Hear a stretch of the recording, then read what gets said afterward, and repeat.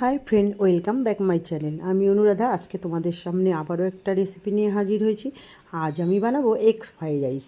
তো আমি আজ যেভাবে বানাচ্ছি এইভাবে বানালে কিন্তু তোমরা একদম হুবহু রেস্টুরেন্টের স্বাদই পেয়ে যাবে। তো আমি রেসিপিগুলো আগের থেকে বানাই নিজের মতো করে, আমার কাছে ভালো লাগলে তবেই কিন্তু আমি সেটা তোমাদের সাথে শেয়ার করি। তো আমার কাছে কিন্তু এইটা দারুণ লেগেছে, তোমরা বানিয়ে দেখবে। রান্নাবান্নাটা কবে থেকে আমার এত প্রিয় হলো আমি নিজেও জানি না। তো আমার কিন্তু কোনো কিছু খেতে ইচ্ছা করলে আমি ঘরে থাকা সাধারণ জিনিস দিয়ে অসাধারণভাবে এই বানিয়ে নিই।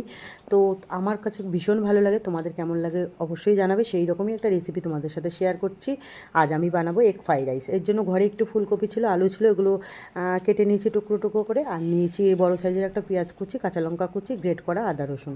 আর এইদিকে রাইসটা বসিয়ে দিয়েছি। 1 ঘন্টা আগে চালটা ভিজিয়ে দিয়েছিলাম, আর জলের মধ্যে একটু তেল, নুন আর গোটা গরম মশলা দিয়ে আমি রাইসটা করে নিয়ে একটা ছিদ্রযুক্ত থালায় নামিয়ে নিয়েছিলাম।